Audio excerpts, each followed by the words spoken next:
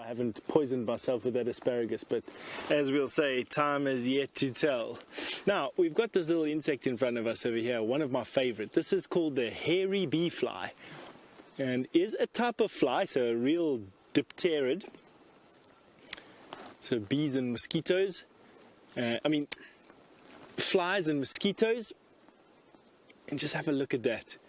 You see it's covered in these fine hairs, looks like a little flying cotton bud, and has a long proboscis from which it sucks the nectar out of flowers. Now, the ecological importance of these bee flies is that there's a bee fly in the Cape that has a proboscis that is many times the length of its body. In actual fact, it holds the record for having the longest proboscis to body length ratio of any insect in the world. That belongs to one of the bee flies, and they're larvae of significant importance to people because they lay their eggs on locusts, and the maggots control locusts, so they feed on locusts and therefore keep locust numbers down, and so help with grass propagation and the health of an ecosystem. Isn't that just incredible that this little basically invisible fluff ball with 2 wings and a sharp nose has such an amazing diversity?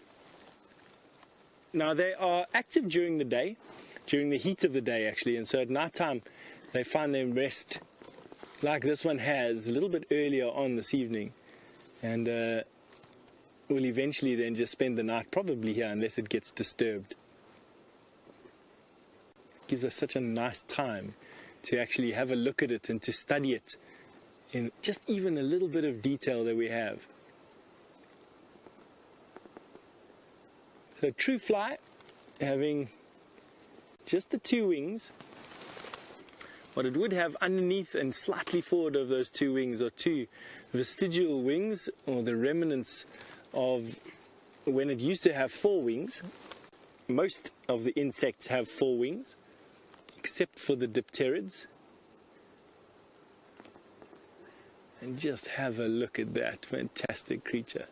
What the fur on them is for, I wouldn't be able to tell you. Generally speaking, fur is a type of insulation, so it could be, and this is just a guess on my part, it could be because they are so active during the day and during the middle of the day that those hair that you're looking at there helps to insulate them from the heat of the sun. It could also help to ward off whatever predator. Perhaps with them flying around in the middle of the day, there's something that enjoys eating them, and that fur on their body helps to deter them being preyed upon by that particular type of predator. I'm not too sure. Could be any one of dozens of different reasons why. This fly is just being really obliging with us this afternoon. Really quite awesome. I don't think I've ever had a bee fly sit quite so still with us being quite so close.